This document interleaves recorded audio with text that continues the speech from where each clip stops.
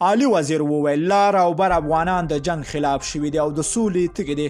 په سلامونه مو هرکلی کوم دوستانو، خدای دې وکړي چې جوړ او روغ اوسئ. د مطلب د شرکتونو مخکې دغه ویډیو را سره تر پای وګورئ چې عالی وزیر بیا څه ویلي دي.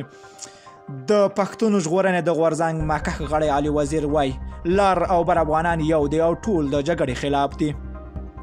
نوموړي دا خبره تیر ماښام د تلیفون پر لیک ننګرهار کې د پاچا خان د 22 تلین یاد غونډه کې وکړې. عالی وزیر په خپل وینا کې د پښتون قوم په ویښته ټینګار وکړ او زیاته کړه خاوره وجود د پښتون استعمالیږي او ګټې نورو ته رسیږي. عالی وزیر په ټینګار سره ویل هیڅ لر او بر افغانان نور په دې خاوره کې جنگ نه غواړي. وزیر وویل د احمد شاه بابا د ازادۍ اتل غازي امان الله خان، پاچا خان او ملالۍ سرښندنو او د تاریخي واقعاتو ته په کتو او کلک هوډ سره لر او بر افغانان د یو بل ته لاسونه ورکړي او مینه دې وپاشي تر څو له دې بدبختیو وژغورل شو. ننګرهار کې د چهارشنبې په ماښام د فخر افغان پاچا خان 22 تلین لمانځ غونډه کې د دې ولایت د فرهنګانو او د پاچا خان د فکر لاریانو سربیره د پانتون استادانو او عامي نشنل ګوند غړي ډاکټر صادق هم ګډون کړی و.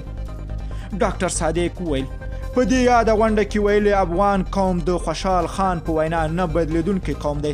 افغان ځوانان باید د خپل مشرانو او اتلانو رښتینې مبارزه خپل او د عدم تشدد لپاره کار وکړي. صادق وویل لومړی موږ باید خپل ځان وپېژنو او بیا د خپل هیواد قوت او پرمختګ لپاره کار وکړو.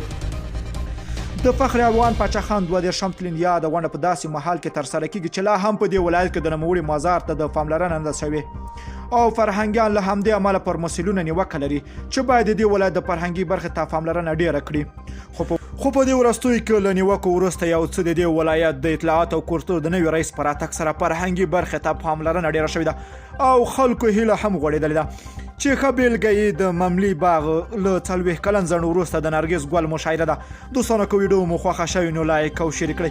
که غواړئ له تازه او دقیقو معلوماتو خبر شئ نو زموږ د لمر پریس یوټیوب چینل حتما د سره سبسکرایب کړئ. نور مو په پاک رب سپارم. الله مل شاخ وخت درته غواړم.